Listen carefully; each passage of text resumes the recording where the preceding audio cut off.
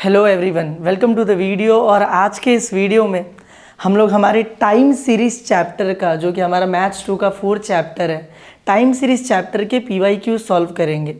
2020 से लेके 2025 के बीच में बहुत सारे पेपर्स हुए बोर्ड में। हर साल फरवरी में एक पेपर होता है और जुलाई में भी केटी वालों का पेपर होता है। तो 2020 से लेके 2025 के बीच में टोटल 6 साल में हमारे पास 10 से भी ज़्यादा पेपर्स हैं जो हुए थे, जिसमें टाइम सीरीज से क्वेश्चंस पूछे गए थे। तो अभी तक पिछले 5-6 साल में जो भी क्वेश्चंस पूछे गए थे इस चैप्टर से, वो हम लोग इस वीडियो में सॉल्व करेंगे। और यही वीडियो जो PYQ का वीडियो है, इसी वीडियो को तुम मान लो कि यही हमारा वन शॉट लेक्चर भी है। क्यों वन शॉट लेक्चर मैं बोल रहा हूँ? देखो, नॉर्मली PYQ में हम लोग पिछले साल के क्वेश्चन सॉल्व करते हैं और वन शॉट के अंदर हम लोग चैप्टर को फटाफट 1-1.5 घंटे की वीडियो में ख़त्म करते पढ़ के पूरा चैप्टर। पर प्रॉब्लम क्या है मालूम है कि मैथ्स 2 में चैप्टर्स इतने छोटे छोटे हैं कि सारे के सारे टॉपिक्स जितने भी तुम्हारे चैप्टर में हैं, सब एग्जाम में कभी ना कभी तो पूछे गए हैं। तो जैसे जैसे मैं तुम लोगों को क्वेश्चन सॉल्व कराऊंगा, पूरा का पूरा चैप्टर अपने आप ही रिवीजन हो जाएगा। मतलब वन शॉट लेक्चर भी इसी वीडियो के अंदर ख़त्म हो जाएगा। मैं ऐसा नहीं करूँगा कि मैं डायरेक्ट क्वेश्चन पे जाऊँगा। मैं पहले तुम लोगों को टॉपिक बताऊँगा, टॉपिक सिखाऊँगा, फिर जाके हम लोग क्वेश्चन को सॉल्व करेंगे। ठीक है, let us start with the video. और सबसे पहले हम लोग टाइम सीरीज़ के टॉपिक्स देख लेते हैं। बहुत छोटा सा चैप्टर है ये, एक ही एक्सरसाइज है अगर तुम लोग अपने बुक में देखोगे तो। और इसके अंदर 3 ही टॉपिक्स हैं। एक है ग्राफिकल मेथड, एक मूविंग एवरेज है। मूविंग एवरेज के अंदर भी 3 अलग अलग टाइप्स होते हैं, एक 3 ईयरली, 4 ईयरली और 5 ईयरली। और एक है हमारे पास लीस्ट स्क्वायर मेथड। मैंने सारे के सारे पेपर्स लाइन से लिख दिए हैं, मतलब सारे पेपर्स लाइन से उनके क्वेश्चंस डाल दिए हैं। लेकिन हम लोग पेपर बाय पेपर सॉल्व करने की जगह टॉपिक बाय टॉपिक सॉल्व करेंगे, तो हमारे लिए ज़्यादा बेटर होगा, ज़्यादा अच्छे से चीज़ें समझ में आएंगी। तो हम लोग सबसे पहले टॉपिक जो आज स्टार्ट करेंगे वो है ग्राफिकल मेथड। बहुत आसान सा टॉपिक है और इसका सिर्फ एक क्वेश्चन पूछा गया था पिछले 5-6 साल के अंदर। तो उस एक क्वेश्चन को मैं तुम्हें सॉल्व करवा देता हूँ। ठीक है, देखो मैं तुम लोगों को फ्लो भी दिखा देता हूँ कि कैसे मैंने क्वेश्चंस को रखा हुआ है। यहाँ पर देखो, जुलाई 2025। अब जुलाई 2025 के सारे क्वेश्चंस मैंने यहाँ पे लाइन से डाल दिए कि ये क्वेश्चन पूछा गया था, ये पूछा गया था, ये पूछा गया था। 2 ही क्वेश्चन पूछे गए थे। फिर यहाँ पर आ गया फरवरी 2025। अब लाइन से इसके सारे क्वेश्चंस होंगे, तो ये पूछा गया था, ये पूछा था, ये पूछा था, ये भी पूछा था। ऐसे जुलाई 2024 लाइन से हमने रखा है।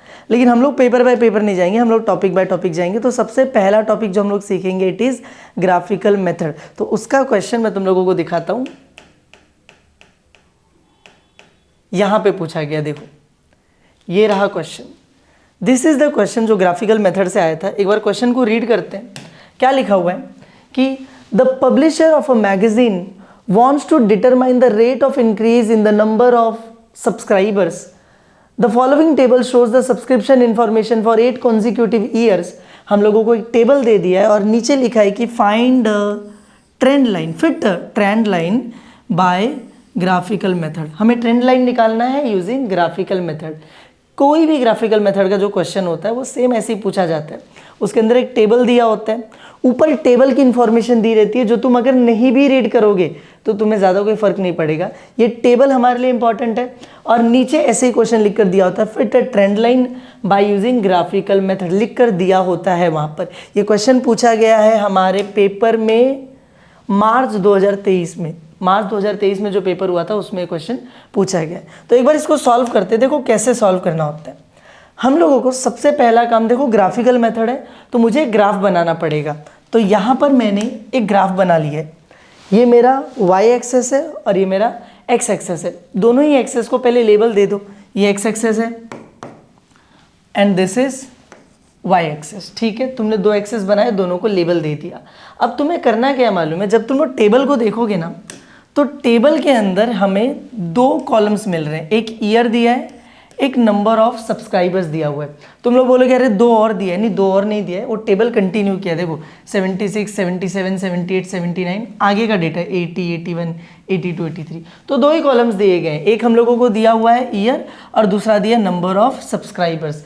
हम लोगों को इन दोनों को वहाँ पर ग्राफ पे, एक को x एक्सेस पे प्लॉट करेंगे, दूसरे को y एक्सेस पे। तो हमेशा ही जो ईयर वाला डेटा होता है, जितने भी ईयर्स का डेटा होता है, ये x एक्सेस के ऊपर प्लॉट होता है और जो भी दूसरा वाला दिया होगा, देखो हमेशा तुम्हें टेबल में एक कॉलम ईयर्स का मिलेगा, वह एक्स एक्सेस पे जाएगा। दूसरा कॉलम कुछ भी हो सकता है, production, index, number of subscribers, कुछ भी हो सकता है, लेकिन ये किसके ऊपर जाता है, वाई एक्सेस के ऊपर जाता है। ठीक है, तो हम लोग वहाँ पे चलते हैं और एक्स एक्सेस के ऊपर हमारे ईयर्स को प्लॉट करना चालू करते हैं। ईयर्स स्टार्ट कहाँ से हो रहे हैं, 1976 से, और ख़त्म कहाँ पे हो रहा है, 1983 पे। तो मैं यहाँ पर आता हूँ और एक्स एक्सेस में मैं लिखता हूँ कि यहाँ पर आएगा ईयर्स का डेटा, जो कि स्टार्ट होने वाला है 1976 से। तो यहाँ पे मैं लिख देता हूँ 1976, और ऐसे एक एक सेंटीमीटर छोड़ के मैं 1983 तक जाऊँगा। तो 1977, 1978, 1979, 80, 81, 82 और 83, बस इतना ही करना था मुझे। ठीक है, तो मैंने क्या किया, मैंने यहाँ पर जितने भी साल का डेटा दिया था मैंने सारे ईयर्स को एक्स एक्सेस पे प्लॉट कर दिया। अब मेरा नेक्स्ट स्टेप आता है, ये जो मुझे दूसरा वाला डेटा दिया है ना, नंबर ऑफ सब्सक्राइबर्स, मुझे इसको प्लॉट करना पड़ेगा वाई एक्सेस के ऊपर। लेकिन रुको ज़रा, ये डेटा ना जो ईयर्स दिए थे वो एकदम लाइन से दिया था, 76, 77, 78, 79, लेकिन नंबर ऑफ सब्सक्राइबर्स देखो कैसे लिखा है, 12, फिर 11, फिर 19, 17, 19, 18, 20, 23। बहुत ही अनयूनिफॉर्म डेट, नॉन यूनिफॉर्म डेटा है, ऊपर नीचे चल रहा है। तो तुम बस इतना देखो कि मैं कौन से नंबर्स वहाँ पे लिखूंगा तो ये डेटा उसके अंदर मैं फिट कर दूंगा। कोई भी एक टेबल लिखेंगे हम लोग, 1 का टेबल, 2 का टेबल, 3 का टेबल, बस मुझे करना क्या है कि ये पूरा डेटा उसमें फिट हो जाना चाहिए। तो मुझे दिख रहा है इसमें सबसे छोटी वैल्यू जो दिख रही है मुझे वो है 11, और सबसे बड़ी वैल्यू जो दिख रही है हम लोगों को डेटा में वो है 23। तो हमें इस हिसाब से नंबरिंग करनी पड़ेगी कि 11 से लेके 23 दोनों ही डेटा उसके अंदर फिट हो जाए। तो मैं वहाँ पे चलता हूँ, मैं अगर ऐसे लिखूँ 1, 2, 3, 4, 5, 6, 7, मैं तो 11 पे ही नहीं पहुँचूंगा, 23 तो बहुत दूर की बात है। लेकिन अगर मैं ऐसे लिखूँ 5, 10 ऐसे करके लिखूँ तो 5, 10, 15, 20, 25, देख रहे हो 11 भी बीच में आया और 25, 23 भी बीच में आ गया। तो मैं 5 का टेबल यहाँ पे लिखना स्टार्ट करता हूँ। मैं यहाँ पे लिखता हूँ 5, ये मेरा हो गया 10, this is 15, this is 20 and this is 25। बस मेरा काम खत्म। 11 सबसे छोटा नंबर, वो भी इसी के अंदर आएगा, और जो 23 है सबसे बड़ा नंबर, वो भी इसके अंदर फिट हो जाएगा। तो मेरा एक्स एक्सेस बन गया, वाई एक्सेस बन गया। अच्छा, वाई एक्सेस को लेबल देना पड़ेगा, जैसे हमने यहाँ पे लेबल लिखा ना ईयर्स, वैसे यहाँ पे लिखना पड़ेगा नंबर ऑफ सब्सक्राइबर्स। ठीक है, बहुत अच्छी बात है। अब हम लोग पीछे चलते हैं और अब हम लोग पॉइंट्स को एक्चुअल में प्लॉट करना स्टार्ट करेंगे। पॉइंट्स कैसे प्लॉट करते हैं, यहाँ पे लिखा है 1976 में नंबर ऑफ सब्सक्राइबर्स कितने दिए हुए हैं, 12। 1976 में नंबर ऑफ सब्सक्राइबर्स इज 12। तो मैं वहाँ पे अगर देखूंगा तो मैं देखता हूँ कि 1976 में मुझे यहाँ से ऊपर जाना है। यहाँ पे अगर मैं पॉइंट बना दूँ तो ये मुझे डिनोट करेगा कि 1976 में 5 सब्सक्राइबर है, लेकिन 5 तो नहीं ना, 12 है। तो मैं ऊपर चलता हूँ, यहाँ पर 10 आएगा, यहाँ पे 15 आएगा, 12 कहाँ पे आएगा, 10 से थोड़ा सा ऊपर यहाँ पे कहीं पे ये मेरा आएगा 12। तो 1976 में मेरे टोटल 12 सब्सक्राइबर्स है। ठीक है, ऐसे मैं सारे पॉइंट्स प्लॉट करूँगा। तो हम लोग देखते हैं यहाँ पे कितना दिया हुआ है, 11, 19 और 17। इसके लिए 11 आएगा, तो 11 12 से थोड़ा सा नीचे होगा। फिर यहाँ पे क्या दिया 19, तो 19 होगा ये रहा 20, 20 से थोड़ा सा नीचे 19। यहाँ पर 17 आने वाला है, तो 17 के लिए देखो ये 15 है, 15 से थोड़ा ऊपर यहाँ पे आ जाएगा 17। और आगे क्या डेटा दिया हम लोगों को, 11, 19, 17, 19, 18, 20। तो 19 यहाँ पर आएगा, 19 मतलब 20 से थोड़ा सा नीचे। यहाँ पर 18 आएगा, 18 मतलब 20 से थोड़ा ज़्यादा नीचे। और उसके बाद क्या दिया था 18 के बाद, 20 और 23। तो मैं यहाँ पर देखूँगा तो यहाँ पर 20 आएगा, 20 मतलब ये रहा 20, और यहाँ पे 23 आ जाएगा। 23 मतलब क्या, ये 20 है, 20 के ऊपर 21, 22, 23 यहाँ कहीं पे आएगा। ठीक है, देखो बहुत एक्यूरेट ग्राफ बनने वाला नहीं है। तुम लोगों को ग्राफ पेपर नहीं मिलेगा एग्जाम के अंदर, तुम्हें अपने जो एग्जामिनर ने तुम्हें आंसर शीट दी उसी के ऊपर बनाना है ग्राफ। तो बहुत एक्यूरेट नहीं बनेगा, लेकिन बहुत ख़राब भी मत बनाना, थोड़ा ध्यान से देखना। 20 है, 20 के थोड़ा सा ऊपर 21, 22, यहाँ पे 23 आएगा। अगर तुम्हारा 23 यहाँ पर आ रहा है तो बहुत गलत है, 25 के पास नहीं आएगा। ठीक है, बस इतना हमारा काम हो गया। एक मिनट रुको, 23 बोला था ना, 23 थोड़ा सा और ऊपर बनेगा। देखो ये 25 है, उससे थोड़ा सा नीचे यहाँ पे कहीं पे 23 बनेगा। सारे पॉइंट्स एक बार प्लॉट हो गए, फिर एक एक करके सबको ज्वाइन करना चालू करो ईयर बाय ईयर। कैसे ज्वाइन करोगे? Year by year. तो मुझे दिख रहा है यहाँ पे 1976, इसको मैं लेता हूँ, इसको ज्वाइन करता हूँ 77 से, 78, 79, 80, 81, 82, 83। मैंने ईयर बाय ईयर सारे पॉइंट्स को ज्वाइन कर दिया।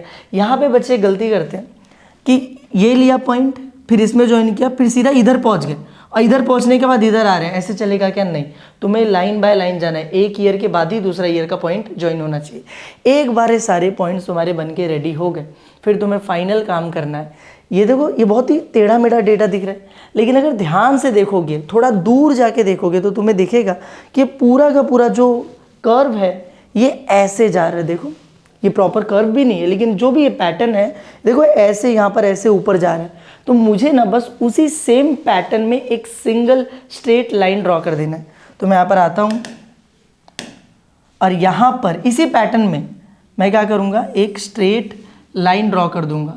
ये जो लाइन है ना, ये सेम उसी डायरेक्शन में जानी चाहिए जिस डायरेक्शन में मेरा पूरा का पूरा पैटर्न जा रहा है। तो अगर तुम ध्यान से देखो, देखो पूरे पैटर्न के साथ ही मेरी वाली लाइन भी जा रही है और मेरे सारे के सारे जो पॉइंट्स हैं वो उस लाइन के आसपास होने चाहिए। देखो, ये वाला पॉइंट इसी के पास है, ये भी इसके पास है, ये थोड़ा दूर है, लेकिन इसको अगर मैं छोड़ दूं तो ये सारे के सारे पॉइंट्स मेरे लाइन के पास हैं। अगर मैं इस एक पॉइंट को पकड़ने के लिए मेरे लाइन को थोड़ा सा ऊपर कर दूंगा तो बाकी सारे दूर हो जाएंगे। तो ऐसा मत करना, ठीक है? ऐसा लाइन बनाना कि ज़्यादातर पॉइंट्स जो हो तुम्हारे लाइन के पास होने चाहिए। और ये जो लाइन बनी ना, इसी को हम लोग बोलते हैं ट्रेंड लाइन। ये जो लाइन अभी हमने बनाई, इसी को हम लोग क्या बोलते हैं? Trend line. और ये क्वेश्चन हो गया ख़त्म। ग्राफिकल मेथड हमें एग्जाम में 3 मार्क्स के लिए पूछा जाता है। देखो यहाँ पर ये क्वेश्चन एग्जाम में कितने मार्क्स के लिए आया है?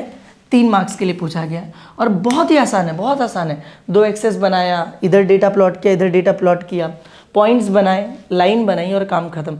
देखो, ये जो लाइन मैंने ब्लू वाली बनाई है, ट्रेंड लाइन, सबका अलग अलग बनता है। कोई थोड़ा सा ऊपर बनाएगा, कोई थोड़ा और ऊपर बनाएगा, कोई थोड़ा और नीचे। तुम्हारा जो लाइन है वो बस सही जगह पे दिखना चाहिए। थोड़ा भी ऊपर नीचे हुआ तो चलेगा, कोई दिक्कत नहीं है। बस ऐसा नहीं हो कि तुम्हारा ट्रेंड लाइन इधर बन रहा है, ऐसे नहीं होना चाहिए, ठीक है? बस हो गया हमारा काम।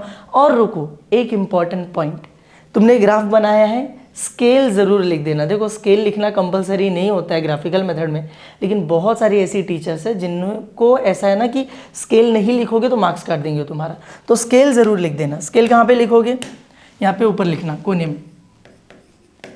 स्केल मतलब क्या होता है, अगर तुम्हें नहीं पता है तो मैं बताता हूँ। देखो, स्केल ऐसे लिखा जाता है, on X axis, on Y axis. Scale is simply कि तुमने एक्स एक्सिस पे ईयर्स का डेटा प्लॉट किया था, एक एक सेंटीमीटर में कितने ईयर तुम हॉप करके जा रहे थे। तो जैसे 1976, 1 सेंटीमीटर बाद 1977, 1 साल का हॉप आया, 1 साल का हॉप, 1 साल का हॉप। इंटरवल कितने साल का था? 1 साल का था। तो यहाँ पर एक्स एक्सिस पे मैं लिखूंगा कि 1 centimetre is equals to 1 year. और ऐसे वाई एक्सिस के ऊपर मुझे देखना है कि वाई एक्सिस में हर 1 सेंटीमीटर में मैं देखो 5, 5, 5, 5, मैं 5 नंबर जो है वो इंक्रीमेंट कर रहा हूँ। मैं लिखूंगा 1 सेंटीमीटर इज इक्वल्स टू 5। लेकिन ये 5 क्या है आखिर? ये 5 है नंबर ऑफ सब्सक्राइबर्स। तो 1 centimetre is equals to 5 subscribers और मेरा काम हो गया। समझ में आया तुम लोगों को? बस इतना ही था हमारा क्वेश्चन। और एक चीज़ और ध्यान से देख लेना, ये 5, 10, 15 ये नंबर ऑफ सब्सक्राइबर एक्चुअल में है या कुछ और है? क्वेश्चन में रीड करना। ऊपर देखो, क्वेश्चन में लिख कर दिया हुआ है increase in the rate of number of subscribers. देखो यहाँ पे लिखा है नंबर ऑफ सब्सक्राइबर्स का डेटा मुझे मिलियंस में दिया है। तो ये जो मैंने हॉप लगाया है ना 1 सेंटीमीटर में, 0 के बाद 5, अच्छा ये 0 भी लिख दो बीच में, 0 के बाद 5, 5 के बाद 10, ये 5-5 सब्सक्राइबर का हॉप नहीं है, 5-5 मिलियन सब्सक्राइबर्स का हॉप है। तो वहाँ पे ज़रा ध्यान से लिखना, it is 1 centimetre is equals to 5 million subscribers. और बस मेरा क्वेश्चन खत्म हो गया। 3 मार्क्स हमें बहुत इजीली मिल जाएगा, बहुत आसान था। आई होप तुम लोगों को समझ में आया। अगर नहीं समझ में आया है तो थोड़ी देर रुको, वीडियो को पॉज करो, एक बार पीछे जाओ, वो क्वेश्चन देखो, खुद से सॉल्व करने की कोशिश करो, समझ में आ जाएगा, ठीक है? नेक्स्ट टॉपिक पे चलते हैं। इससे ये क्वेश्चन पूछा गया था, ठीक है? अगले टॉपिक पे चलते हैं। तो हमारा अगला टॉपिक है मूविंग एवरेज। अब मूविंग एवरेज के बहुत सारे क्वेश्चन एग्जाम में पूछे गए थे, लेकिन मूविंग एवरेज में टाइप होते हैं 3 ईयरली, 4 ईयरली, 5 ईयरली। तो एक एक करके पकड़ते हैं, उसको सॉल्व करना स्टार्ट करते हैं। सबसे पहले 5 ईयरली लेंगे और इसके क्वेश्चंस को सॉल्व करते हैं, ठीक है। चलो देखते हैं, 5 ईयरली का क्वेश्चन ढूंढते हैं। ये नहीं है, ये नहीं है, ये नहीं है, ये भी नहीं है। 5 ईयरली का क्वेश्चन ढूंढते हैं थोड़ा सा। हाँ, यहाँ पर देखो, हम लोगों को एक टेबल दिया है और टेबल के नीचे देखो क्या लिखा, obtain the trend values for the above data using 5 yearly moving average. ये 5 ईयरली का क्वेश्चन है, बहुत ही आसान क्वेश्चन होता है। देखो करना क्या होता है, तुम्हें एक टेबल दिया होगा, उस टेबल को पहले तो वर्टिकली ड्रॉ कर लो।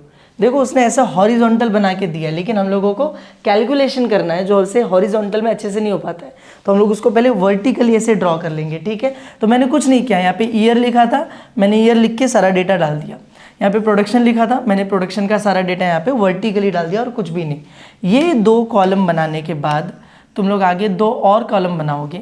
एक में लिखोगे 5 ईयरली टोटल, एक में लिखोगे 5 ईयरली एवरेज। ये 2 कॉलम क्वेश्चन में दिया था, 2 तुमने बनाए, एक 5 ईयरली टोटल, एक 5 ईयरली एवरेज। करना क्या है, जो 5 ईयरली टोटल है इसमें हम लोग 5-5 साल का डेटा लेंगे और टोटल करके लिखते जाएंगे। 5-5 साल का डेटा मतलब क्या, गिनो 1 2 3 4 5, ये हो गया 5 साल का डेटा।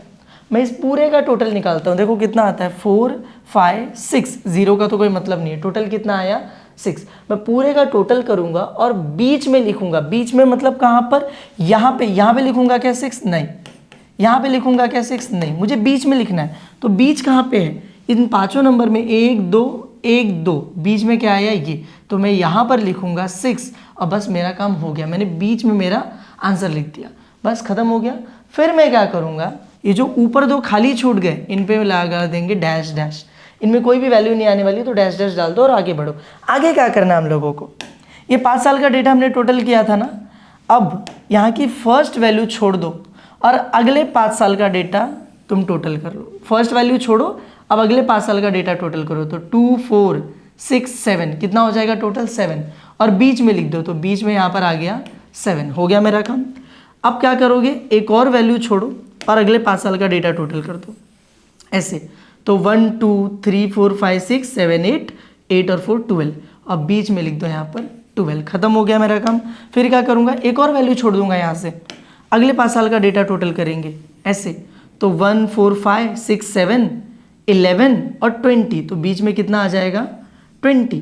फिर हम लोग क्या करेंगे, फिर ऊपर से एक वैल्यू छोड़ देंगे और अगले 5 साल का डेटा टोटल करेंगे ऐसे। इन पाँचों का देखो टोटल कितना हो रहा है, 4 2 6 10 19 और 26, तो बीच में आ जाएगा 26। और फिर क्या करेंगे, इसको भी छोड़ देंगे, अगले 5 साल का डेटा टोटल करेंगे।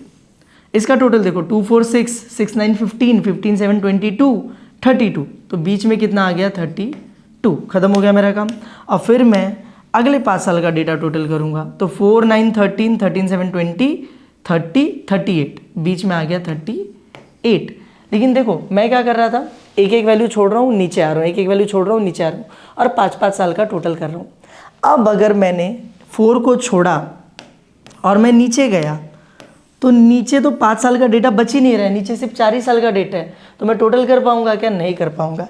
इसीलिए हम लोग यहाँ पर पहुँचने के बाद, एक बार हम लोग इस पॉइंट पे पहुँच गए कि उसके नीचे जा ही नहीं सकते, तो उसके बाद टोटल नहीं करेंगे, और जो नीचे कॉलम्स बचे हैं वहाँ पे हम लोग क्या करेंगे, डैश और डैश। तो 5 ईयरली जब तुम टोटल निकालते हो, ऊपर 2 ऐसे ही रो होते हैं जो खाली छूट जाते हैं, नीचे भी 2 रो होते हैं जो खाली छूट जाते हैं, क्योंकि आंसर बीच में लिखा जा रहा है ना, इसलिए 5 साल का डेटा, अगले 5 साल का, अगले 5 साल का, अगले 5 साल का, ऐसे स्लाइडिंग विंडो की तरह स्लाइड करते जाओ, ये 5 ये 5 ये 5 ये 5 ये 5, टोटल करके बीच में लिखते चले जाओ, काम खत्म।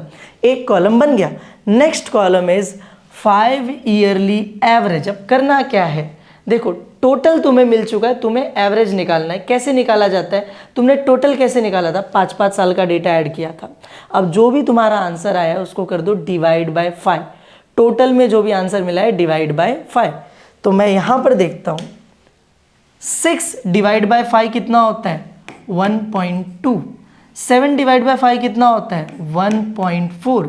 एक मिनट रुको, तुम लोग सोच रहे हो कि मैं डिवाइड कर रहा हूँ, मैं कैसे इतना फटाफट आंसर लिख दे रहा हूँ, उसका भी तुम लोगों को तरीका बताता हूँ। देखो वैसे तो डिवीजन बहुत बेसिक चीज़ होती है, लेकिन फिर भी मैं बताता हूँ तुम लोगों को। डिवीजन बाय 5, ताकि एग्जाम में तुम्हारा टाइम थोड़ा सा बच सके, ठीक है। जब भी तुम किसी नंबर को 5 से डिवाइड करते हो, मान लो सबसे पहला नंबर जो यहाँ पे दिया था, क्या दिया हुआ था, 6, ठीक है। मैं 6 को 5 से डिवाइड करने जाता हूँ, तो मैं देखता हूँ 5 के टेबल में 6 नहीं आता, 5 1 ज़ा 5, मुझे मिल गया 1। 5 से डिवाइड किया, मुझे 1 मिला। अब 5 के टेबल में 1 तो आता नहीं है, तो मैं क्या करूँगा, मैं यहाँ पर ले लूँगा पॉइंट, यहाँ पे आ जाएगा 0। फिर 5 के टेबल में 10 आता है क्या, हाँ, 5 2 ज़ा 10, और आंसर आ गया मेरा 1.2। ऐसे हमने किया। तो हमने देखा कि जब मैं 5 से डिवाइड करूँगा, हो सकता है कि कुछ ऐसा रिमाइंडर बच जाए, जैसे यहाँ पे 1 बचा था और फिर आंसर पॉइंट में आ जाएगा। तो तुम्हें क्या करना है मालूम है, उस रिमाइंडर पे ध्यान देना है। तुम्हें या तो रिमाइंडर में 1 मिलेगा, या तो 2 मिलेगा, या तो 3 मिलेगा, या तो 4 मिलेगा। मतलब यहाँ पे देखो ना, जैसे 1 बचा था माइनस करने पे, ऐसे रिमाइंडर में या तो 1, या तो 2, या तो 3, या तो 4। और तुम्हें करना क्या मालूम है, अगर रिमाइंडर में 1 बच रहा है ना, तो तुम आगे का कैलकुलेशन करो ही मत, तुम सीधे लगा दो वहाँ पर 0.2। रिमाइंडर में 2 बच रहा है, लगा दो 0.4। रिमाइंडर में 3 बच रहा है, 0.6। रिमाइंडर में 4 बच रहा है, तो 0.8। तुम बस इतना लगा दो। जितना भी रिमाइंडर बचा उसका डबल करो, पॉइंट के बाद वो नंबर लिख दो। 1 रिमाइंडर बचा, 1 का डबल 2.2। 2 रिमाइंडर बचा, 2 का डबल 4.4। 3 रिमाइंडर बचा, 3 का डबल 6.6। 4 रिमाइंडर बचा, 4 का डबल 8.8। समझ में आया इतना? देखो अब यहाँ पर करके देखते हैं। तो मैं यहाँ पर जब करने जाता हूँ तो मैं देखता हूँ 6 को डिवाइड करना है 5 से। 5 के डबल में 6 नहीं आता, 5 1 ज़ा 5, 5 1 ज़ा 5। 1 रिमाइंडर बचा ना, तो 0.2। ऐसे ही 5 1 ज़ा 5, 2 रिमाइंडर बच जाएगा तो 0.4। 5 2 ज़ा 10 होता है, और 10 निकालने के बाद 2 रिमाइंडर बचा तो 0.4। यहाँ पे तो सीधे सीधे 5 4 ज़ा 20, यहाँ पे डिवाइड करूँगा 5 5 ज़ा 25 होता है। एक रिमाइंडर बच गया, देखो, तो एक रिमाइंडर के लिए 0.2। यहाँ पे देखो 32 को डिवाइड करोगे, 5 6 ज़ा 30, रिमाइंडर 2 बच रहा है, तो 2 के लिए क्या आएगा, 0.4। यहाँ पे देखो 5 7 ज़ा 35, और रिमाइंडर 3 बच रहा है ना 35 निकालने के बाद, तो 3 के लिए 0.6। वेरी सिंपल, बहुत आसान था। ऊपर जो 2 वैल्यू थी, डैश डैश डैश डैश, और ये जो लास्ट में तुम्हारा कॉलम है ना, इसके ऊपर लिख देना ऐसे यहाँ पर ब्रैकेट बना के कि यही है हमारे ट्रेंड वैल्यूज़, और क्वेश्चन हो गया ख़त्म। क्वेश्चन ख़त्म, बस इतना ही करना होता है। 2 कॉलम दिया है, बनाया, 5 ईयरली टोटल निकाला, डिवाइड बाय 5 करके एवरेज निकाल दिया, और क्वेश्चन खत्म। समझा? चलते हैं अगले क्वेश्चन पे। और भी क्वेश्चंस पूछे गए 5 ईयरली से, उनको भी सॉल्व करते हैं, देखते हैं कैसे आता है। यहाँ पर देखो एक और क्वेश्चन, देखो पूरा टेबल बना के दिया हुआ है, और नीचे लिखा हुआ है कि obtain the trend values for the above data using 5 yearly moving averages. Same काम करना है हम लोगों को। तो हम लोग आते हैं, फिर से मैंने टेबल बना के रख लिया है पूरा। देखो वर्टिकली टेबल ड्रॉ करना था, मैंने करके रख लिया है। इस बार बहुत बड़ा टेबल दिया, देख रहे हो, बहुत बड़ा टेबल दिया है, लेकिन हमें करना वही काम है, 5-5 साल का डेटा टोटल करना है और लिखते जाना है बीच में। और मुझे पता है पहला 2 यहाँ पे क्या आ जाएगा, डैश डैश। मैं 5 साल का डेटा टोटल करता हूँ, तो देखो ये 1 2 3 4 5, देखो टोटल करो कितना आ जाएगा, 2 3 4, बीच में आ गया 4। ठीक है, अब अगले 5 साल का डेटा टोटल करते हैं। तो अगले 5 साल का 1 2 3 4 5, देखो 2 3 5 6 7, तो बीच में आ गया 7। अब अगले 5 साल का डेटा टोटल करते हैं। तो यहाँ पर 1 2 3 4 5, देखो 7 8 9 10 11, तो बीच में कितना आ जाएगा, 11। काम खत्म। फिर अगले 5 साल का डेटा टोटल कर लो, 1 2 3 4 5, 5 4 9 12 13 14 15, तो बीच में कितना आ गया, 15। ऐसे ही करते चलते हैं। यहाँ पर ये 5 साल, 6 5 11 15 18 20, तो बीच में कितना आ गया, 20। ठीक है, अगले 5 साल का करते हैं। 7 6 13 18 22 25, तो बीच में कितना आ गया, 25। अगले 5 साल का करते हैं। 1 2 3 4 5, ये देखो 15 21 26 30, तो बीच में कितना आ जाएगा, 30। अगले 5 साल का कर लेते हैं अभी। देखो यहाँ पर 9 8 17 17 7 24 30 35, तो बीच में कितना आ गया, 35। फिर अगले 5 साल का कर लेते हैं।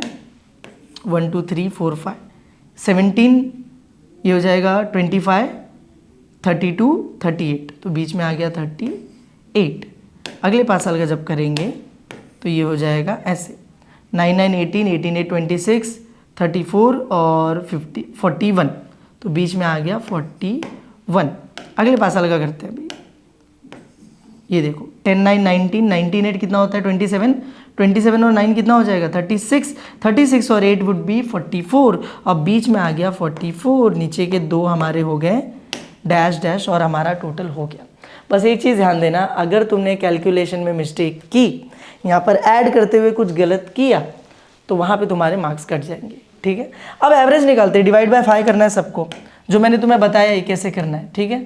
4 5 के टेबल में 4 आता ही नहीं है, ठीक है, तो मैं लिखूंगा 0 पॉइंट, पूरा का पूरा 4 ही रिमाइंडर बच गया तो 0.8। 7 नहीं आता, 5 1 जा 5 बचा 2.4, 5 2 जा 10 1 रिमाइंडर बचा 0.2, 5 3 जा 15, 5 4 जा 20, 5 5 जा 25, 5 6 जा 30, 5 7 जा 35। 5 के टेबल में 38 नहीं आता, तो 5 7 जा 35, 3 रिमाइंडर बचेगा तो 0.6। 5 के टेबल में 41 नहीं आता, 5 8 जा 40 और 0.2 आ गया। 44 डिवाइड करोगे 5 8 जा 40, 4 रिमाइंडर बच रहा है तो पॉइंट के बाद कितना आ जाएगा 8 आ जाएगा, डैश डैश, और हमारा क्वेश्चन खत्म। बस तुम्हें जो लास्ट कॉलम है ना, इसके ऊपर लिख देना ब्रैकेट बना के कि दीज आर ट्रेंड वैल्यूज, ठीक है। वैसे इतना मैटर नहीं करता है, लेकिन लिख दो, क्या पता किसी टीचर को नहीं अच्छा लगे अगर तुमने नहीं लिखा तो, ठीक है। दैट्स इट, ये क्वेश्चन भी खत्म हो गया। आगे बढ़ते हैं, और भी क्वेश्चन हैं इसी टॉपिक के, तो हमें मिलेगा और कुछ क्वेश्चन ही। देखो ये रहा एक और question, same topic, obtain the trend value using the 5 yearly moving average. लेकिन मैं ऑलरेडी तुम लोगों को इतना क्वेश्चन करा, 2 क्वेश्चन कराना 5 ईयरली का, इतना चिंदी था ना।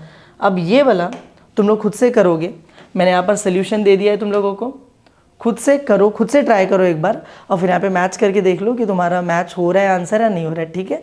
आगे बढ़ते हैं, और भी क्वेश्चन है क्या इसके 5 ईयरली के, ढूंढते हैं। नहीं, हाँ ये देखो ये रहा, फिर से एक question, obtain the trend values using 5 yearly moving averages. Same question है, ठीक है, लेकिन रुको, ये वही क्वेश्चन है जो अभी थोड़े टाइम पहले हमने सॉल्व किया था। देखो मैंने यहाँ पे लिख रखा है सेम एज जुलाई 2023, वही क्वेश्चन है जो हमने थोड़ी देर पहले सॉल्व किया था। पीछे जाके देखोगे तो सेम क्वेश्चन वहाँ पे भी पूछा गया था, ठीक है। आगे बढ़ेंगे, और कोई क्वेश्चन है इससे पूछा हुआ? हाँ देखो यहाँ पर पूछा हुआ है वापस एक question, obtain the data using 5 yearly moving averages, दे दिया, ठीक है। तो हमने क्या किया है, मैंने यहाँ पर तुम्हें सॉल्व करा के दे दिया ऑलरेडी। छोटा सा टेबल था, छोटा सा सॉल्व करोगे तुम लोग, तुम्हें मिल जाएगा। सॉल्व करो, यहाँ पे मैच कर लो, बस काम खत्म। आगे बढ़ते हैं, और कोई क्वेश्चन है क्या इसमें से? नहीं, बस खत्म। तो that's it, 5 yearly moving average हो गया। हाँ, और तुमने कुछ नोटिस किया? नोटिस करने वाली बात ये थी कि ग्राफिकल मेथड का सिर्फ एक क्वेश्चन था पिछले 5-6 साल के अंदर, लेकिन मूविंग एवरेज का 5 ईयरली वाला जो पार्ट है उसके कितने सारे क्वेश्चंस पूछे गए। तो 5 ईयरली वाला जो मूविंग एवरेज का क्वेश्चन है, बहुत अच्छे से प्रैक्टिस करना। 3 मार्क्स के लिए थे जितने भी क्वेश्चंस थे, अगर तुमने देखा होगा ऊपर लिखा हुआ था 3 मार्क्स के क्वेश्चंस थे। आगे बढ़ते हैं, अब इसी के अंदर हम लोग चलते हैं। अब हम लोग देखो 3 ईयरली का एक भी क्वेश्चन पूछा हुआ नहीं है पूरे एग्जाम में, 5-6 साल में 3 ईयरली का एक भी क्वेश्चन नहीं है। लेकिन 3 ईयरली सेम वैसे ही सॉल्व करते जैसे 5 ईयरली करते, सेम टू सेम, ठीक है, सेम वैसे ही सॉल्व करते हैं। बस फर्क इतना होता है, इसमें 3-3 साल का टोटल करते हैं, 3 साल का टोटल, अगले 3 साल का टोटल, अगले 3 साल का, अगले 3 साल का, अगले 3 साल का, इतना ही करते हैं, ठीक है। और डिवाइड भी करते टाइम डिवाइड बाय 3 करते हैं सबको, ठीक है, समझ गया। लेकिन 4 ईयरली अलग है, और 4 ईयरली के क्वेश्चंस पूछे भी गए एग्जाम में, तो 4 ईयरली कर लेते हैं, ठीक है। Let us start with 4 yearly moving average. देखते हैं कहाँ पर है 4 ईयरली का क्वेश्चन। ये तो नहीं है, ये रहा, देखो क्वेश्चन दिया, obtain 4 yearly centred moving averages. देख रहे हो, यहाँ पर एक नया वर्ड मिलेगा तुम लोगों को, लिखा हुआ है सेंटर्ड। ये 5 ईयरली में नहीं होता है, ये 3 ईयरली में नहीं होता है, सिर्फ 4 में आता है सेंटर्ड मूविंग एवरेज। कैसे सॉल्व करना होता है बताता हूँ तुम लोगों को। ये जो टेबल दिया है, पहले इसको वर्टिकली ड्रॉ कर लो, मैंने कर दिया। देखो यहाँ पे ईयर्स का डेटा, यहाँ पे नंबर ऑफ क्राइम्स का डेटा, ठीक है, लिख दिया हमने। और 4 नए कॉलम बनाओ यहाँ पर लाइन से, 4 ईयरली टोटल, 4 ईयरली एवरेज, जैसे 5 ईयरली में किया था। लेकिन 2 और एक्स्ट्रा कॉलम्स चाहिए हम लोगों को, 2 ईयरली टोटल, 2 ईयरली एवरेज। देखो होता है क्या मालूम है, सेंटर्ड मूविंग एवरेज में पहले हम लोग 4 ईयरली निकालते हैं, फिर उसको सेंटर करने के लिए हम लोग 2 ईयरली भी सॉल्व करते हैं, ठीक है। तो ऐसे डबल डबल सॉल्व करना पड़ता है इसमें। चलो ठीक है। तो इस क्वेश्चन को मैं दोबारा से रीशूट कर रहा हूँ क्योंकि पिछली बार थोड़ा सा गड़बड़ हो गया था, एक नंबर मैंने यहाँ पे गलत लिखा था जिसकी वजह से पूरा आगे का कैलकुलेशन गलत हो गया। तो वापस से स्टार्ट करते हैं। तो देखो पहले हम लोगों को 4 ईयरली टोटल निकालना है। 4 ईयरली टोटल मतलब क्या, हमें जैसे 5 ईयरली में हमने 5-5 साल का डेटा लिया था और उनको ऐड किया था, बीच में उसका आंसर लिखा था, वैसे अब हम लोग 4-4 साल का डेटा लेंगे, ऐड करेंगे और सेंटर में उसका आंसर लिखेंगे। तो अगर मैं यहाँ पर ध्यान से देखूँ तो स्टार्टिंग के 4 साल का डेटा जब हम लोग ऐड करेंगे तो यहाँ पर हो जाता है 2, 3, 5, 6, 7 और 40 अगर ऐड करते हो 4 बार तो 160, तो आंसर आएगा 167। पर आंसर मुझे मिडल में लिखना है। पर अब मिडल कहाँ पर है, अगर मैं आंसर यहाँ पे लिखने जाऊँ तो ये मिडल तो नहीं है ना, इसके नीचे 2 ऑब्जर्वेशन है, इसके ऊपर एक ही ऑब्जर्वेशन है। अगर मैं आंसर यहाँ पे लिखने जाऊँ तो ये भी मिडल नहीं है क्योंकि इसके नीचे एक ही ऑब्जर्वेशन है, इसके ऊपर 2 ऑब्जर्वेशन है। मुझे अगर मिडल में आंसर चाहिए तो मुझे पता है क्या करना पड़ेगा, ये जो बीच में लाइन दिख रही है तुम लोगों को, यहाँ पर मुझे लिखना पड़ेगा 67। अब अगर तुम ध्यान से देखोगे तो इस लाइन के ऊपर 2 ऑब्जर्वेशन, नीचे 2 ऑब्जर्वेशन, ये एग्जैक्ट मिडल में है। तो 4 ईयरली टोटल के अंदर जब तुम एडिशन करना स्टार्ट करते हो तो जो आंसर आता है वो प्रॉपर उस लाइन के ऊपर आ जाता है, तभी जाके वो मिडल में तुम लोगों को दिखेगा, ठीक है। और वहीं पे लिखना, ऊपर नीचे मत लिख देना कि अच्छा दिखेगा करके। एक बार ये मेरा टोटल हो गया, फिर मैं आगे बढ़ता हूँ। अब अगले 4 साल का डेटा टोटल करते हैं। तो अब इन चारों का कर लो, देखो 2, 3, 5, 6, 7, 7, 4, 11 और 160 एंड 11 कितना 171 होता है। फिर से मिडल में आंसर लिखना तो कितना हो जाएगा 71। समझा तुम लोगों को, इट इज़ 167 और ये 171 है, ठीक है। देखो ये एक बार हो गया, फिर अगले 4 साल का डेटा टोटल कर लेते हैं। फिर से वही चीज़ 3 to 5, 9, 13 और 160 कितना हो जाएगा 173। तो मुझे बीच में लिखना है 173। ऐसे ही मैं आगे बढ़ता जाऊंगा, 4-4 साल का डेटा मैं टोटल करते जाऊंगा और आंसर वहाँ पे लिखते जाऊंगा। 3, 4, 7, 11, 12, 13, फिर से 13 और 173 होता है। तो फिर से मैं मिडल में लिख देता हूँ 173। फिर मैं आगे 4 साल का डेटा ले लेता हूँ। ये देखो 4, 8, 9, 10, 11 और 6, 17 और 160 कितना हो जाएगा 177। तो मैं मिडल में लिख देता हूँ 177। ख़त्म हो गया। अब अगले 4 साल का डेटा ले लो, इसका टोटल करो तो ये पूरा 160 और 7, 6, 13, 16, 20। तो 160, 20 वुड बी 180। मिडल में आंसर लिखना उस लाइन के ऊपर। फिर मैं थोड़ा सा और आगे बढ़ूँ तो मुझे मिलेगा ये चारों का टोटल कितना हो जाएगा 3, 6, 9, 9, 7, 26 और 5, 31 और 160, 191 होगा। तो मैं बीच में टोटल लिख दूंगा 191। ऐसे ही मैं थोड़ा सा और आगे जाऊं तो यहाँ पर आ जाएगा 160 ये पूरा, 6, 7, 13, 18 और 24। 160 और 24 कितना हो जाता है 184। तो मेरा बीच में आंसर आ जाएगा 184। एक बार दोबारा से देख लो, 11, 18, 24 और 160, तो टोटल हो जाता है 184, जो कि मैं बीच में लिख देता हूँ। समझ में आ गया तुम लोगों को, क्लियर है एकदम। अब इतना होने के बाद हम लोग थोड़ा सा आगे बढ़ेंगे, 4 ईयरली एवरेज निकालेंगे। इस टोटल में गलती मत करना, मैंने पिछली बार टोटल में गलती की थी, अभी भी मुझे देखो लग रहा है यहाँ पे कुछ गड़बड़ हो सकता है। एक बार चेक कर ले इसको, इन चारों का टोटल कुछ गड़बड़ नहीं है इसके अंदर। एक बार चेक करते ज़रा, 1 मिनट। इन चारों का टोटल देखो जो बीच में हमने लिखा है, 5, 7, 12 और 6, 18, 19, 20, 21, 160 और 21, 181 होगा। देखा, बस यहाँ पे गलती मत करना, गलती से भी दिस वुड बी 181। अगर यहाँ पे एक भी गड़बड़ हुआ तो फिर ये गलत, तो फिर ये भी गलत, ये भी गलत, ये भी गलत, प्रोपागेट हो जाएगा तुम्हारा जो मिस्टेक है, ठीक है। आगे देखते, 4 ईयरली एवरेज मतलब क्या, जो भी आंसर आया उसको डिवाइड बाय 4 करके लिख दो। तो मुझे देखो यहाँ पे मिल रहा है 167, मैं डिवाइड बाय 4 करता हूँ। अगर तुम्हें डिवीजन बाय 4 नहीं समझ में आता तो मैं तुम लोगों को बताता हूँ। जैसे हमने 5 का किया था कि किसी नंबर को 5 से डिवाइड करते तो कितना रिमाइंडर आएगा, तो पॉइंट के बाद क्या लिखेंगे, वैसे 4 के लिए अगर मैं किसी नंबर को 4 से डिवाइड कर रहा हूँ, रिमाइंडर 1 आया तो मैं पॉइंट के बाद क्या लिख दूंगा 25। अगर रिमाइंडर 2 आया तो मैं पॉइंट के बाद क्या लिख दूंगा 50। अगर रिमाइंडर 3 आया तो मैं पॉइंट के बाद क्या लिख दूंगा 75। रिमाइंडर 4 तो आ ही नहीं सकता, 4 से डिवाइड करो तुम लोग, ठीक है। बस ये याद रखना, बाकी बहुत आसान हो जाता है कैलकुलेशन। तो देखते हैं यहाँ पर 167 को मुझे 4 से डिवाइड करना है। तो मैं देखता हूँ 4 के टेबल में 16 आता है क्या, हाँ, 4 4 जा 16। 4 के टेबल में 7 आता है कि नहीं आता है? 7 से छोटा कोई नंबर आता है? 4 1 जा 4 आता है, तो मैंने लिख दिया 4 1 जा 4। 7 में से 4 निकाला, मेरे पास 3 बचता है, रिमाइंडर कितना बचा? 3। और मैंने वहाँ पे लिखा था, अभी तुम लोगों को हो गया 3 रिमाइंडर बचा, तो पॉइंट के बाद 75 लिखने का, तो 0.75 ये मेरा आंसर हो गया। ऐसे यहाँ पर 4 के टेबल में 17 आता है? नहीं, 4 4 जा 16, यहाँ पर 1 बचा और आगे भी 1 है, 11। 4 के टेबल में 11 आता है? नहीं, 4 2 जा 8, तो 4 2 जा 8, फिर से 3 रिमाइंडर बच गया, तो 0.75।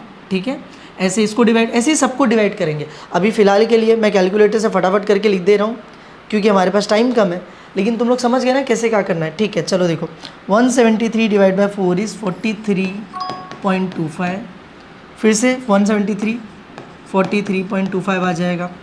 177 divide by 4 is 44.25, 180 divide by 4 is 45, ये पूरा डिवाइड हो जाएगा। 181 के लिए 45.25 आ जाएगा। क्यों? क्योंकि देखो ना, 180 को डिवाइड किया तो 45 आया, 181 में 180 पूरा डिवाइड हो जाएगा, एक रिमाइंडर बचा इसलिए पॉइंट के बाद 25, और ये पूरा डिवाइड हो जाएगा, यहाँ पे 46 आ जाएगा, फिर भी एक बार देख लेते हैं, 46 आ जाएगा। ठीक है, ये हमारे सारे आंसर्स हो गए। अब मुझे क्या करना है, देखो नॉर्मल 5 ईयरली क्या होता था, यहीं पे ख़त्म हो जाता था, 3 ईयरली भी यहीं पे ख़त्म हो जाता है, लेकिन ये जो 4 ईयरली का है ना, दिक्कत क्या है, ये सारे के सारे आंसर्स अभी तक सेंटर्ड नहीं है। और अगर तुमने क्वेश्चन पे ध्यान दिया होगा तो क्वेश्चन में क्या बोला था, we have to find the centred moving average. Centre में लाने के लिए हम लोगों को करना पड़ता है वहाँ पे 2 ईयरली के कैलकुलेशंस। क्या करने पड़ते हैं हम लोगों को? 2 ईयरली का कैलकुलेशन। तो एक बार हमारा 4 ईयरली एवरेज जब निकल गया तो हम लोग अभी तक क्या करते थे, नॉर्मली जो 5 ईयरली था यहीं पे क्वेश्चन खत्म हो जाता था, 3 ईयरली में भी यहीं पे ख़त्म कर देते हैं, लेकिन 2 ईयरली में हम लोगों को 4 ईयरली का एवरेज निकालने के बाद ये जो डेटा आया, देखो ना पूरे लाइन के ऊपर आ रहा है, ये सेंटर्ड डेटा नहीं है, और मुझे इसको सेंटर में लाना पड़ेगा क्योंकि क्वेश्चन में लिख कर दिया हुआ था कि you have to find 4 yearly centred moving averages. तो क्योंकि सेंटर्ड मूविंग एवरेज निकालने बोला है तो मुझे अभी वापस से मेहनत करनी पड़ेगी, 2 ईयरली सॉल्व करना पड़ेगा। कोई भी 4 ईयरली का क्वेश्चन आया ये करना ही पड़ता है। तो 2 ईयरली टोटल मतलब क्या, कि जो भी लास्ट कॉलम हमारा आया है उसमें लास्ट का 2 वैल्यू उठाओ, ऐड करो और आंसर बीच में लिखो। तो जैसे इन दोनों को मैंने उठाया, इन दोनों को मैं प्लस करता हूँ, बच्चों की तरह प्लस करो जैसे बच्चे करते हैं। तो जैसे 5 और 5 कितना होता है, 10 होता है, तो 10 के लिए 0 लिखेंगे, 1 कैरी चला जाएगा। फिर 1 7 7 15 होता है, तो 5 लिखेंगे, 1 कैरी चला जाएगा। तो 1 2 3 4 आ जाएगा, 4 + 4 कितना होता है, 8 होता है। पॉइंट जहाँ पे लगा था वहीं पे लगेगा, 84.50, जैसे बच्चे ऐड करते हैं वैसे। ठीक है, और आंसर मैंने कहाँ पर लिखा, याद रखना, बीच में लिखा। और अब अगर तुम ध्यान से देखोगे तो आंसर प्रॉपर जगह पे आ गया जहाँ पे होना चाहिए। अभी तक लाइंस के ऊपर आ रहा था, पर अब दोनों लाइंस के बीच में जहाँ पे एक्चुअल में उसको होना चाहिए, समझे? इसी को बोलते हैं सेंटर्ड मूविंग एवरेज। तो अब हम लोग ऐसे ही आगे बढ़ेंगे, अगले 2 साल का टोटल करेंगे और बीच में लिखेंगे। तो अब अगला 2 साल कौन सा है अपना, ये। तो अब इन दोनों का टोटल करते हैं और बीच में लिख देते हैं। तो देखो कितना हो जाएगा, 0.7, देखो 5 5 0 0 आ गया, 1 यहाँ पर, 8 9 10, 10 के लिए 0 यहाँ पर, 1 कैरी, 2 3 6 और 4 4 8, 86.00। 86.00 को तुम सिर्फ 86 लिखोगे तो भी चलेगा क्योंकि 0.00 का कोई मतलब नहीं होता है। ठीक है, ये काम हो गया मेरा। और बस मुझे ऐसे ही लाइन से 2 ऐड करना है और सेंटर में लिखते जाना। तो अब फटाफट से मैं कैलसी निकालता हूँ, हम लोग फटाफट से ऐड करना चालू करते हैं और डालना चालू करते हैं। तो यहाँ पर बीच में आ जाएगा 86.5, 86.5। इन दोनों का टोटल कर लेते हैं, 43.25 + 44.25 विच इज़ 87.5। इन दोनों का टोटल क्या, बीच में लिखा। अब इन दोनों का टोटल बीच में लिखेंगे, तो 44.25 + 45 89.25। फिर इन दोनों का टोटल कर लेते हैं, दिस इज़ 45 + 45.25 विच इज़ 90.25, बीच में लिख दिया मैंने। ऐसे इन दोनों का टोटल 45.25 + 46 91.25, बीच में लिख दिया। काम हो गया मेरा। सारे के सारे जो टोटल थे अब वो सेंटर में आ चुके, जहाँ पे उनको होना चाहिए था वहाँ पे।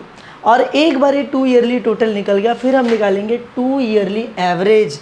मतलब क्या, हमें जो भी डेटा आया है उसको डिवाइड बाय 2 करना है। तो जैसे यहाँ पे जो भी नंबर है उसको डिवाइड बाय 2 करो, जो भी आंसर आया बाजू में लिख दो। कैसे डिवाइड करोगे, जैसे छोटे बच्चे करते हैं ना वैसे करो। देखो 8450 दिए, डिवाइड बाय 2 करो। चलो कैसे करेंगे, पॉइंट भूल जाओ थोड़े टाइम के लिए, पॉइंट छोड़ दो, पहले डिवाइड कर लेते हैं, ठीक है। 8450 को तो 2 के टेबल में 8 आता है, हाँ 2 4 ज़ा 8, 2 के टेबल में 4 आता है, हाँ 2 2 ज़ा 4, 2 के टेबल में 5 आता है क्या, नहीं, 5 से छोटा कोई नंबर आता है 2 2 ज़ा 4, तो 2 2 ज़ा 4 बचेगा 1 और आगे 0 10, 10 आता है कि हाँ 2 5 ज़ा 10, तो आंसर आ गया 4225। आंसर क्या आया, आंसर इसका आ गया 4225। लेकिन इसमें पॉइंट के बाद 2 डिजिट है, तो आंसर में भी पॉइंट के बाद 2 डिजिट होना चाहिए। समझा तुम लोगों को, डिवीजन करते टाइम मैंने पॉइंट नहीं लिया था। ऐसे मैं सबको डिवाइड बाय 2 करूँगा, तो जैसे इसको करोगे तो 43 आ जाएगा, ऐसे ही सबको, इसको करोगे तो कितना आ जाएगा 43.25 आ जाएगा, ऐसे सबको डिवाइड करना है, ठीक है। तो अब फटाफट से कैलसी यूज़ करता हूँ मैं, और तुम लोगों को तो समझ में आ गया है कि करना क्या है। यहाँ पर आंसर आ जाएगा 43.25, एक्चुअली 75। यहाँ पर क्या होगा 89.25 डिवाइड बाई 2 इज़ 44.625। यहाँ पर 90.25 डिवाइड बाई 2 इज़ 45.125, और फाइनली ये 91.25 डिवाइड बाई 2 इज़ 45.625, और ये हमारा फाइनल आंसर है। जो लास्ट में कॉलम बनता है ना 2 ईयरली एवरेज वाला, यही हमारी ट्रेंड वैल्यूज़ होती है। इतना हमने कर दिया, हम लोगों को फुल मार्क्स मिल जाएगा। और ऐसे 4 ईयरली सेंटर्ड एवरेज सॉल्व करते हैं। और ये जो ऊपर नीचे खाली जगह बची है, इसको तुम चाहिए तो ऐसे डैश डैश डैश कर दो। अगर तुम नहीं भी करते हो, खाली भी छोड़ देते हो, तो कोई सेंस बनता नहीं है उसका, मार्क्स मिल जाता है तुम लोगों को, ठीक है। अब चलते हैं आगे और क्वेश्चंस देखते हैं इसके कितने, उनको सॉल्व करते हैं। और भी आगे क्वेश्चंस आए हैं क्या 4 ईयरली से, हाँ पूछे गए, देखो ना आगे चलते देखते हैं और क्वेश्चंस आए हैं यहाँ से। हाँ देखो यहाँ पर देखो 4 ईयरली मूविंग एवरेज पूछा गया है, और ये आसान मालूम है, ये देखो छोटे छोटे नंबर दिए हैं, 0 2 3 3 2 4 2, देख रहे हो छोटे छोटे नंबर है। इसको करोगे तो ज़्यादा कैलकुलेशन भी नहीं लगेगा, उसमें बड़े बड़े नंबर्स थे। इसको तुम लोग खुद से सॉल्व करना और देखना कि तुम्हें आ रहा है या नहीं आ रहा है, और पैटर्न याद रखना कि ऐसे सॉल्व किया जाता है, ठीक है। आगे देखते हैं और क्वेश्चन है क्या यहाँ पर 4 ईयरली के, नहीं ये नहीं है, ये तो 5 ईयरली वाला है। और क्वेश्चन है, हाँ देखो ना 4 ईयरली सेंटर्ड मूविंग एवरेज, ये वही क्वेश्चन है जो अभी थोड़ी टाइम पहले मैंने दिखाया था ना, बोला खुद से सॉल्व करना, वही क्वेश्चन दोबारा से बोर्ड में आया था, इसलिए मैंने देखो लिखा भी है सेम एज फैब 2025। खुद से सॉल्व कर लेना, बहुत आसान क्वेश्चन है, ठीक है। आगे देखते हैं और दिया हुआ है क्या 4 ईयरली, नहीं यहाँ पे नहीं है, यहाँ पर भी नहीं है, ये भी नहीं है, नहीं, बस हो गया। अब 4 ईयरली नहीं पूछा हुआ है, ठीक है, डन। तो हमने 4 ईयरली के क्वेश्चंस भी कर लिए। तो अब हम लोग अगले टॉपिक पे चलेंगे, और 3 ईयरली का पूछा नहीं है। तो हमारा ग्राफिकल हो गया, 5 ईयरली हो गया, 4 ईयरली हो गया, 3 ईयरली पूछा नहीं है। अब लास्ट टॉपिक पे चलते हैं, लीस्ट स्क्वायर मेथड। अच्छा मैं ऑब्जेक्टिव्स अभी नहीं करा रहा हूँ, ऑब्जेक्टिव्स जैसे चैप्टर के सारे क्वेश्चन हो जाएंगे फिर करेंगे, क्योंकि ऑब्जेक्टिव ना कॉन्सेप्ट बेस्ड क्वेश्चंस है। जब पूरा चैप्टर पढ़ लोगे तो ऑब्जेक्टिव बहुत आसान होता है सॉल्व करना। लीस्ट स्क्वायर मेथड, और सबसे ज़्यादा क्वेश्चंस एग्जाम में जो पूछे गए हैं वो इसी टॉपिक से पूछे गए हैं। 4-4 मार्क्स के क्वेश्चंस, हर बार इसका क्वेश्चन जो आता है 4 मार्क्स के लिए आता है, ठीक है।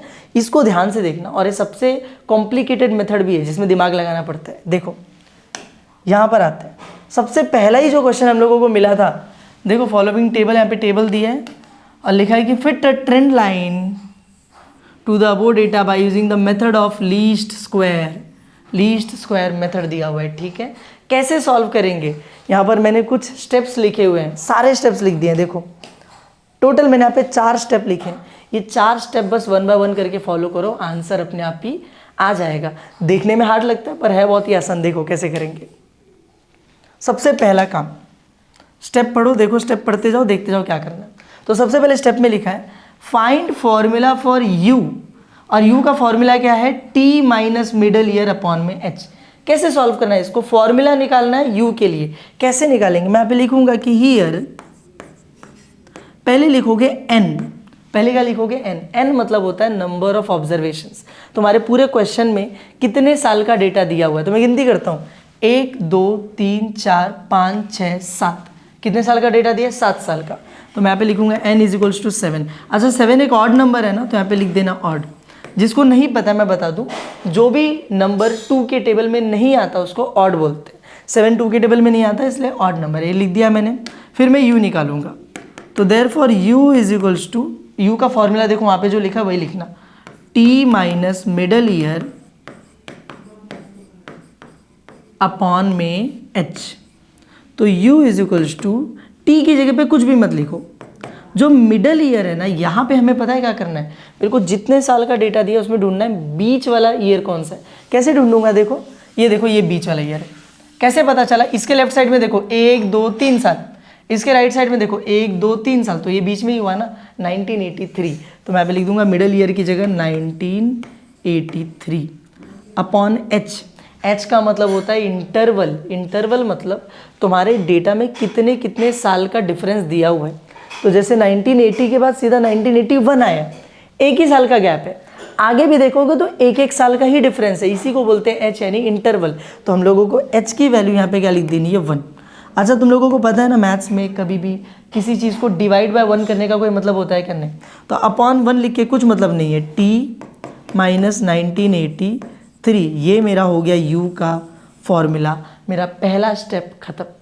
कोई भी लीस्ट स्क्वायर का क्वेश्चन आएगा फर्स्ट स्टेप सेम ऐसे ही रहेगा। मैं n लिखूंगा, गिनूंगा कितने साल का डेटा है, लिख दूंगा, और यहाँ पे ऑड या इवन लिखते हैं। ठीक है, अभी यहाँ पे ऑड है तो ऑड लिखा, u का फॉर्मूला लगाया, मिडल ईयर ढूंढ के डाला, h ढूंढ के डाला और मेरा आंसर आ गया। आसान था एकदम। एक और चीज़, तुम लोग बोलोगे यहाँ पे ऑड हमने क्यों लिखा, क्या ज़रूरत थी लिखने की? तो अगर n हमारा इवन आता है, मतलब नंबर ऑफ ईयर जो डेटा दिया है वो 8 आ गया, 10 आ गया, इवन नंबर आ गया, 2 के टेबल में आ गया, तो ये जो u का फॉर्मूला यहाँ पे हमने लगाया है ना, यहाँ पे ये वाला फॉर्मूला यूज़ नहीं होता, दूसरा फॉर्मूला यूज़ होता है, बड़ा फॉर्मूला यूज़ होता है। लेकिन मैंने यहाँ पर तुम लोगों को स्टेप्स में वाला फॉर्मूला लिख के दिया है क्या? नहीं, क्योंकि एग्जाम में कभी भी इवन नंबर ऑफ ऑब्जर्वेशन का क्वेश्चन नहीं पूछा जाता, कभी नहीं आता है। हम लोग अभी सारे क्वेश्चन सॉल्व करेंगे पिछले 5-6 साल के, एक भी क्वेश्चन देख लेना उसमें n इवन नहीं आने वाला। ठीक है, तो फिलहाल n ऑड है, ऑड के लिए ये फॉर्मूला यूज होता है, हर बार तुम्हें ये ऐसे ही सॉल्व करना है। चलो ये फर्स्ट स्टेप खत्म हो गया। नेक्स्ट स्टेप हमारा क्या लिखा हुआ है, वहाँ पे लिखा है कि प्रिपेयर टेबल। एक ऐसा टेबल बनाना है, टेबल के कॉलम सब मैंने यहाँ पे लिख के दे दिए। तो चलो हम लोग भी लिखते हैं, यहाँ पर लिखते हैं। पहला क्या है, ईयर यानी कि टी। दूसरा क्या कॉलम दिया वहाँ पे, वाई। तीसरा कॉलम क्या है, यू। चौथा कॉलम क्या दिया हुआ है वहाँ पर, Y U, Y into U. पांचवा कॉलम क्या दिया हुआ है, यू स्क्वायर। ठीक है, अच्छी बात है। चलो ये सब हम लोग वैल्यू डालना यहाँ पर चालू करते हैं। कहाँ से भरेंगे ये सब? टेबल तो हमने बना लिया है, सब भरेंगे कहाँ से? ये जो ईयर दिया है टी, ये हमें क्वेश्चन में गिवन होता है, वाई भी क्वेश्चन में गिवन होता है। ईयर के बाजू में जो भी डेटा दिया वो तुम्हारा वाई है। तो हम लोग ऊपर चलते हैं और वहीं से कॉपी पेस्ट करना चालू करते हैं। 1980 से लेके 1986 तक का डेटा है, तो मैं यहाँ पर लिखता हूँ ईयर में 1980, 1981, 1982, 1983, 1984, 1985 और 1986 हमने पूरा यहाँ पर लिख दिया। और y कहाँ पर मिलेगा, y भी क्वेश्चन के अंदर ही गिवन होगा। तो जो भी यहाँ पे दिया है IMR, यही मेरा y है। यहाँ पर कुछ भी लिखा होता वो मेरा y की वैल्यू होती।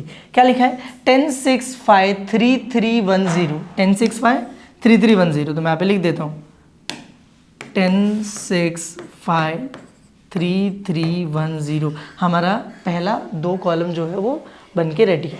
अगला कॉलम है u। u कैसे लिखूंगा मैं, u क्वेश्चन में गिवन था क्या? नहीं, लेकिन u के लिए मैंने फॉर्मूला निकाला। u का फॉर्मूला है t माइनस 1983। जो भी t की वैल्यू है उसमें से माइनस 1983 कर देते हैं। तो t किधर, देखो ये रहा t, इसमें से माइनस 1983 करना है। तो 1980 ये रहा, पहली वैल्यू क्या दी है 1980, इसमें से माइनस करेंगे 1983, ये t है, इसमें से माइनस 1983। तो 1980 माइनस 1983 करोगे तो आंसर आएगा -3, क्योंकि बड़ा नंबर ये है और ये नेगेटिव में है। ठीक है, तो यहाँ पर आंसर क्या आ जाएगा -3। समझा तुम लोगों को? ऐसे हम लोग सबके लिए करेंगे। तो 1981 माइनस 1983 -2, ऐसे 1982 माइनस 1983 -1, 1983 माइनस 1983 0 आ जाएगा ना। 84 माइनस 83 1, 85 माइनस 83 2, 86 माइनस 83 3। समझ में आया तुम लोगों को? Very simple. सब में से माइनस 1983 कर दो, क्योंकि वही फॉर्मूला है, और आंसर लिख दो, काम हो गया, u मिल गया। अब आगे बढ़ते हैं। अगला क्या दिया है, y into you. y into you मतलब y का कॉलम u का कॉलम दोनों को मल्टीप्लाई कर दो। तो y ये रहा, u ये रहा, दोनों को मल्टीप्लाई कर दो। 10 3 ज़ा 30 और माइनस है तो आंसर में आएगा -30।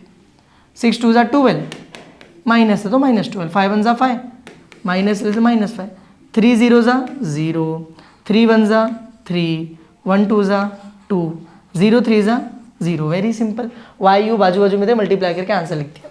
अगला लिखा है यू का स्क्वायर कर दो। यू का स्क्वायर मतलब किधर, देखो ये रहा यू का कॉलम, इसमें जो भी नंबर्स दिए गए इन सबका स्क्वायर करके लिखना है। तो स्क्वायर करने पे तुम्हें पता होगा माइनस हट जाता है, तो -3 का स्क्वायर कितना आ जाएगा 9, -2 का स्क्वायर 4, 1 का स्क्वायर 1, 0 का स्क्वायर 0, 1 का स्क्वायर 1, 2 का स्क्वायर 4 और 3 का स्क्वायर 9। वेरी वेरी सिंपल, बहुत आसान था। टेबल बन के रेडी है। इतना आसान चिंदी टेबल बनाना होता है हम लोगों को। एक बार टेबल बन गया, फिर देखते हैं ज़रा आगे क्या स्टेप दिया हुआ है। तो पहला इन्होंने बोला था फाइंड यू, दूसरा बोला था प्रिपेयर टेबल, तीसरे में लिखा है फाइंड ए एंड बी। मुझे ए और बी की वैल्यू निकालनी है। और कैसे निकालनी है ए और बी की value? Using normal equations, normal equations का यूज़ करके। और क्या है नॉर्मल इक्वेशंस? यहाँ पे देखो दोनों लिखकर दिए गए, तो मैं इन दोनों इक्वेशन का यूज़ करूँगा। इसमें से मुझे ए और बी की वैल्यू मिलेगी। क्या ए क्या बी बाद में समझ लेना, जब हम लोग आगे बढ़ेंगे तब। फिलहाल के लिए हम लोग जो उसने बोला है वो फॉलो करते हैं, आँख बंद करते हैं, जो उसने बोला हम लोग करेंगे। तो उसने हम लोगों को क्या बोला? Find A and B. तो मैं यहाँ पे लिखता हूँ नॉर्मल इक्वेशंस। तो पहला नॉर्मल इक्वेशन जो वहाँ पे लिख कर दिया है वो ऐसा है, summation y is equals to A N plus B summation you.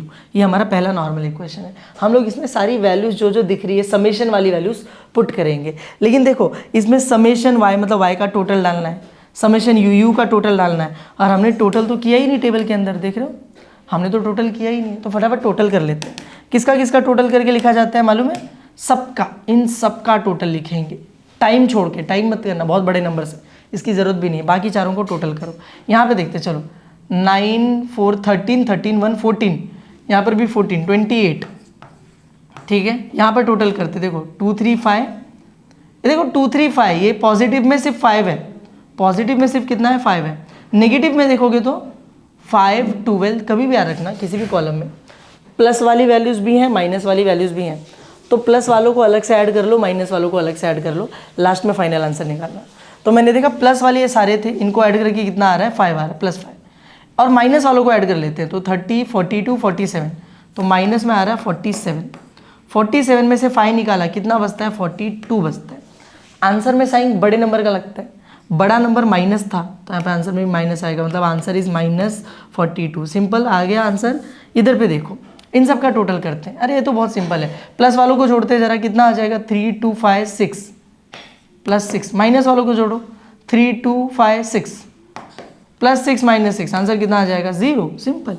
यहाँ पर जोड़ लेते हैं 1 3 4 7 12 18 28, कितना आ रहा है अभी 28। एक बार वापस से जोड़ लो, 16 10 6 16 16 5 21 21 और 3 24 24 और 3 27 और 27 1 28। परफेक्ट, एकदम राइट। ये हमारा एक बार टेबल बन गया। फिर हम लोग आते हैं नॉर्मल इक्वेशन और इसमें वैल्यू पुट करते हैं। चलो, समेशन y मतलब y का टोटल, y का टोटल किधर है? देखो ये रहा y का टोटल 28। a की जगह कुछ मत लिखो, उसकी वैल्यू हमें पता चलने वाली है। n मतलब नंबर ऑफ ऑब्जर्वेशन, एकदम स्टार्टिंग में लिखा था हमने, 7 साल का डेटा दिया है, तो n कितना आ जाएगा 7। b को कुछ मत लिखो, समेशन u का टोटल देखो ये रहा u का टोटल 0, ठीक है। तो 28 is equals to 7a plus b zero जा, एनीथिंग इंटू 0 0 हो जाता है, तो b इंटू 0 0। 0 लिखने की मतलब है क्या? नहीं मत लिखो, जाने दो, खत्म, b गायब हो गया वहाँ से। अब ये जो 7 वहाँ पे मल्टीप्लाई हो रहा है, अगर मैं उसको इधर लेकर आ जाऊँ तो यहाँ पर आके डिवाइड बाय 7 हो जाएगा, वहाँ पे सिर्फ a बचेगा। अगर इन दोनों को मैं कैंसिल कर दूँ तो 7 4 जा 28 होता है। लो, मुझे a की वैल्यू मिल गई, वेरी इजी।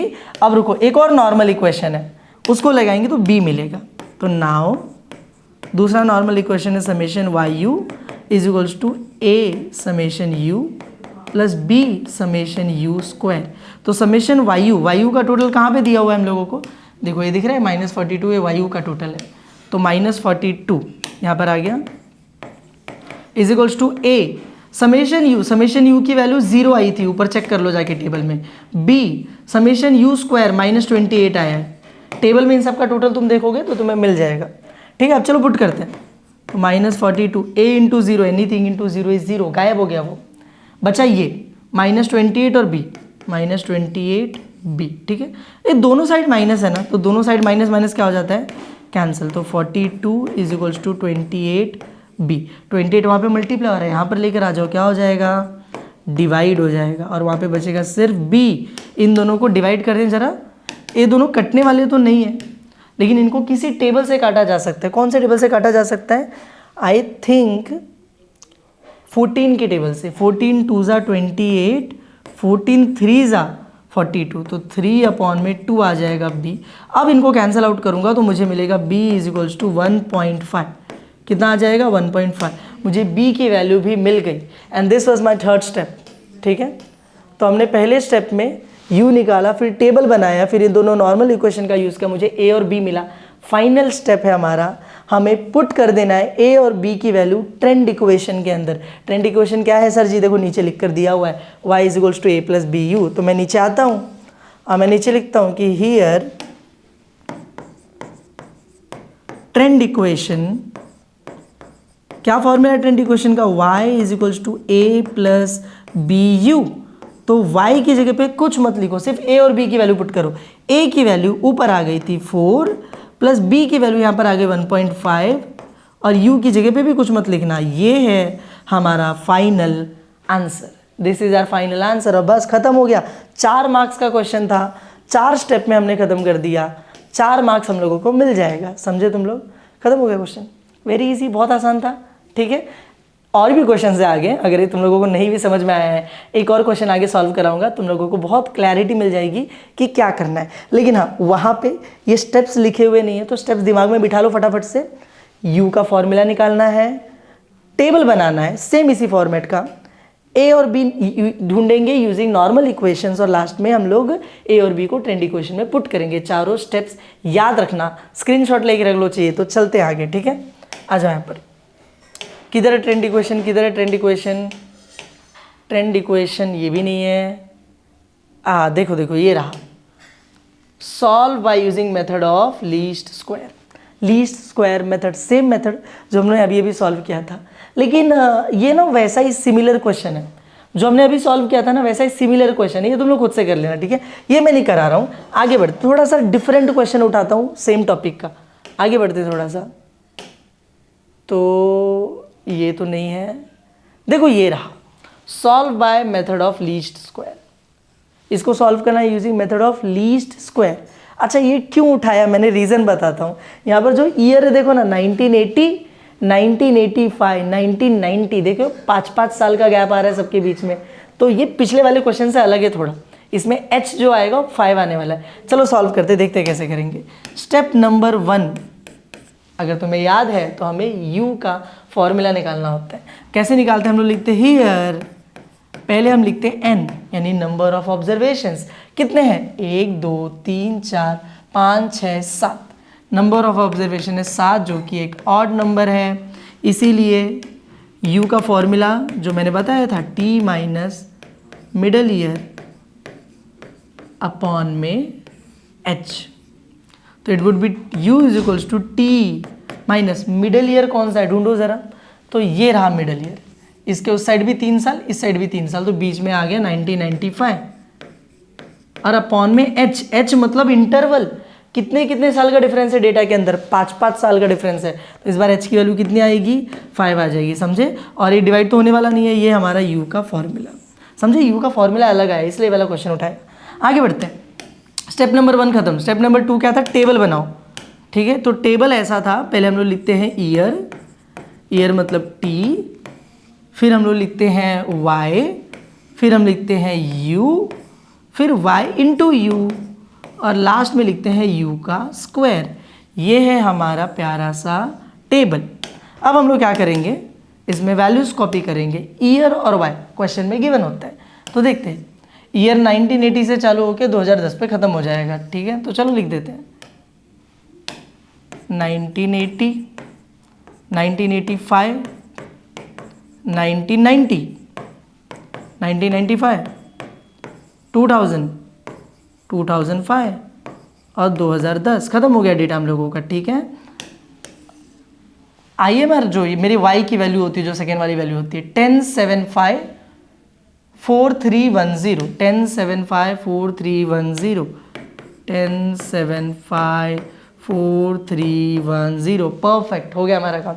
अब हम लोगों को u निकालना है। u के लिए फॉर्मूला किधर है सर जी? देखो ऊपर लिखा हुआ है t माइनस 1995 अपॉन में 5। हमें सारे u के लिए ये सेम फॉर्मूला यूज़ करना है, इस चीज़ को अच्छे से याद रखना। चलो पहला निकालते हैं। पहला देखो t की वैल्यू दी है 1980, तो मैं सेम फॉर्मूला लिखूंगा t माइनस 1985 अपॉन में 1995 अपॉन में 5। ठीक है, फॉर्मूला पहला फॉर्मूला लिखा, इसमें t की वैल्यू पुट करते हैं 1980, तो मैं लिखता हूँ t की जगह 1980 माइनस 1995 अपॉन में 5। माइनस करोगे ऊपर तो 15 आ रहा है आंसर, बड़ा नंबर नेगेटिव है तो आंसर -15 अपॉन में 5। कैंसिल आउट करोगे तो कितना आ जाएगा -3। कितना आंसर आ रहा है यहाँ पे -3। ठीक है, अगला वाला चेक करते हैं। अब अगला वाला दिया 1985, तो 1985 के लिए करते हैं। तो 1985 माइनस 1995 अपॉन में 5। माइनस करोगे तो 10 आएगा, बड़ा नंबर नेगेटिव है तो नेगेटिव में आएगा, अपॉन में 5। कैंसिल आउट करोगे तो -2 ही आएगा। मतलब मुझे पता चल गया इधर -1 आने वाला, इधर 0 1 2 3 परफेक्ट। देख रहे हो, फॉर्मूला अलग था पर जो आंसर यू का आ रहा है वो वैसे ही आ रहा है, एक एक एक एक बढ़ते जा रहा है। बस ये तो चाहिए हम लोगों को, काम खत्म, यू मिल गया। आगे चढ़ते हैं, आगे चलते हैं, चढ़ते नहीं है चलते हैं। y इंटू यू निकालते हैं, y इंटू यू। देखो 10 3 = 30 -30, 7 2 = 14 -14, 5 1 = -5, 0 3 1 = 3, 1 2 = 2, 0 3 = 0 परफेक्ट। यू का स्क्वायर करते हैं, तो देखो स्क्वायर करोगे तो याद रखना जो नेगेटिव होता है वो भी हट जाता है, माइनस हट जाता है। तो 941014 9410149 सबका स्क्वायर करके लिख दिया। अब सबका टोटल कर लो। टोटल किसका करोगे? इन सबका, टी को छोड़ के सबका टोटल करते चलो। 17 5 कितना हो जाएगा? 22 26 27 28 29 30 आ रहा है। एक बार दोबारा चेक करो। मैं जब चेक करने जाता हूँ ना, रीचेक करने जाता हूँ, तो मैं कभी भी उल्टा जाता हूँ। जैसे मैंने पिछली बार कैलकुलेट किया था, अभी देखो अभी मैंने ऊपर से नीचे किया कैलकुलेट, मैं वापस ऊपर से नीचे नहीं करूँगा वरना मेरे को पता नहीं चलेगा सही आया आंसर आया या गलत। उल्टा करूँगा, अगर सेम आ गया मतलब सही है। तो 1 3 4 4 4 8 8 5 13 13 7 20 और 20 10 30, मतलब मेरा आंसर करेक्ट है। यहाँ पर देखते हैं, यहाँ पे तो देखो 3 ये पूरा 6, ये -6 0। ठीक है, इसको ऐसे भी देख सकते हो 3 - 3 0, 2 - 2 0, 1 - 1 0 और 0 खत्म। यहाँ पर देखते हैं, पॉजिटिव में ये दोनों नंबर है 5, नेगेटिव में 44 49 -49। देखोगे तो 44 आ रहा है, बड़ा नंबर नेगेटिव है तो नेगेटिव आएगा। यहाँ पर देख लो एक बार 9 4 13 1 14 14 28, तो 28 आ जाएगा। बस हो गया हमारा काम। आगे बढ़ते हैं, सेकेंड स्टेप खत्म। थर्ड स्टेप क्या था? हम लोगों को नॉर्मल इक्वेशंस का यूज़ करके ए और बी की वैल्यू निकालनी है। तो मैं लिखूंगा देयरफॉर नॉर्मल इक्वेशंस। क्या है normal equations? Summation y is equals to an plus b summation u। ये नॉर्मल इक्वेशंस है पर नॉर्मल दिखते नहीं है ना देखने में, देखो ठीक है। समेशन y क्या लिखा है हम लोगों का? ये रहा 30। a n की वैल्यू ऊपर दी हुई थी 7, b समेशन u की वैल्यू ये रहा 0। तो 30 इज इक्वल्स टू 7a और b 0 सा भाई वो गायब हो गया, 0 से मल्टीप्लाई होके 7 मल्टीप्लाई हो रहा है, इधर पे ले लो डिवाइड हो जाएगा, वहाँ पे बचेगा सिर्फ a। डिवाइड करके लिखो जरा 7 के टेबल से 30 को, तो 7 4 = 28 होता है, 30 तो आता नहीं है। 2 बचा, 2 भी नहीं आने वाला है तो पॉइंट ले लेंगे, 2 का 20 हो जाएगा, 0 लग जाएगा। 20 भी नहीं आता है 7 के टेबल में, तो 7 2 = 14 बचा 6 60 भी नहीं आता है, 7 8 = 56। मैं 2 डिजिट तक जाऊंगा और मेरा a की वैल्यू मिल गई। ठीक है, हमने डिवाइड करने की कोशिश की पर डिवाइड पूरी तरीके से नहीं हो रहा था, तो हम लोग 2 डिजिट तक गए और हमने छोड़ दिया। बस इतना ही करना हम लोगों को। ये एक बार हो गया, फिर मैं आगे बढ़ता हूँ और दूसरा नॉर्मल इक्वेशन लगाता हूँ b निकालने के लिए। Summation YU is equals to a summation u plus b summation u square. YU का टोटल आया था -44, a एज इट इज रहने दो, u का टोटल है 0, b को रहने दो, u स्क्वायर का टोटल 28 आए। तो ये तो ऐसे ही रहेगा, ये गायब हो जाएगा, a 0 = 0, 28b बचा। 28 वहाँ पे मल्टीप्लाई हो रहा है, इधर पे ले लो, क्या हो जाएगा आके डिवाइड हो जाएगा, वहाँ पे बचेगा b। इन दोनों को डिवाइड करके देखो एक बार क्या आता है। तो क्या, अच्छा एक चीज़ बताओ मेरे को, यू स्क्वायर का टोटल इज, कुछ हमने पिछले वाले क्वेश्चन में गड़बड़ की थी क्या, एक बार देखते हैं जरा। आई थिंक हमने कुछ गलत किया उसमें, देखते हैं एक बार। आई थिंक हमने कुछ गलत किया, ये 28 था, ये -42 था। ओके ओके ओके, देखो हमने गलत किया था, मेरे को अभी याद है हमने गलत किया था। यू स्क्वायर का टोटल इज 28 नॉट -28, ठीक है। यहाँ पे ये गड़बड़ है, देखो यहाँ पे -28 नहीं आएगा, सिर्फ 28 आएगा। तो यहाँ पर सिंपली होगा क्या कि माइनस कटेगा नहीं, माइनस नहीं कटेगा, तो यहाँ पे माइनस रहेगा, ये -42 रहेगा, ये -42 रहेगा, माइनस माइनस माइनस, ठीक है। बस इतना फ़र्क होगा कि जो आंसर आएगा वो माइनस में आएगा, तो बी की वैल्यू पुट करोगे तो बीच में क्या आएगा, माइनस आएगा। सिर्फ इतना ध्यान रखना, ठीक है। अभी उधर चलते हैं। मेरे को कैसे याद आया, यहाँ पे देख के याद आया, क्योंकि सेम सेम सॉल्व हो रहा है अभी। देखो इधर पे मुझे याद आया कि अरे यार इसमें 28 है, उसमें हमने -28 लिखा था, माइनस माइनस काट दिया था। अब इसको कैंसिल आउट करते हैं ज़रा, कैसे कटेगा, 2 से काटते हैं ना, पहले 2 से काटूंगा तो यहाँ पर आ जाएगा 14, यहाँ पे आ जाएगा 22, तो 22 अपॉन में 14, और माइनस तो है ही b। इसको किससे काट सकते हैं हम लोग, फिर से 2 से काट सकते हैं, 2 7 ज़ा 14, 2 11 ज़ा 22, तो बचेगा 11 अपॉन में 7, -11 अपॉन में 7 is equals to b। Final answer निकालते हैं, 11 को 7 से डिवाइड करो, 7 1 जा 7, बचेगा 4, 7 के टेबल में 4 नहीं आता, पॉइंट ले लो 0, 7 5 जा 35 आ जाएगा, बचेगा 5, पॉइंट की वजह से 0, 7 के टेबल में 50 भी नहीं आता है, तो 7 7 जा 49, बचेगा 1। पर मुझे आगे नहीं जाना है, मुझे 2 डिजिट तक का आंसर चाहिए था। 1.57 is my final answer for B. हो गया मेरा काम। अब मैं लास्ट स्टेप पे चलूँगा और मैं लिखूँगा अपना, माइनस मत भूलना, ठीक है, ट्रेंड इक्वेशन।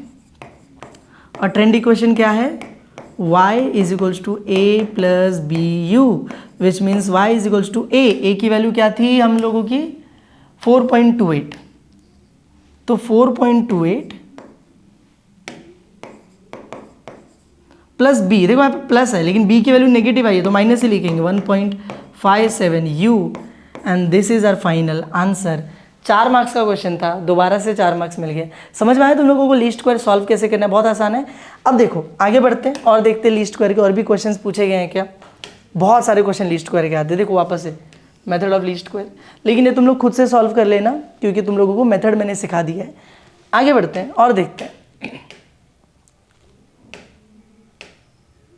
देखो यहाँ पर ये एक्टिविटी है जो एग्जाम में पूछी गई थी, 4 मार्क्स की एक्टिविटी है, ये भी लीस्ट स्क्वायर की ही एक्टिविटी है, पर पूरा सॉल्व करके दिया हुआ है। हम लोगों को सिर्फ कुछ मिसिंग वैल्यूज यहाँ पे क्या करने हैं, लिखने हैं और हमारा काम हो जाएगा। तो देखते हैं ज़रा क्या दिया है। ऊपर टेबल दिया हुआ है, ठीक है, अच्छी बात है। यहाँ पे से सोल्यूशन स्टार्ट होता है और सोल्यूशन के अंदर देख रहे हो हम लोग टेबल बनाते थे, पूरा टेबल पहले से बना के दिया हुआ है। इसके अंदर कुछ मिसिंग है, नहीं, कुछ भी मिसिंग नहीं है, कुछ नहीं करना है। आगे बढ़ते हैं। यहाँ पर देखो फॉर्मूला दिया है, let the equation of trend line, यहाँ पे ध्यान देना जरा, ठीक है।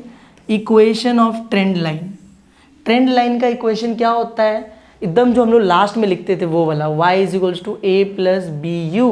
तो यहाँ पे y इज इक्वल्स टू क्या आ जाएगा, a plus B U, trend line equation, easy, ठीक है।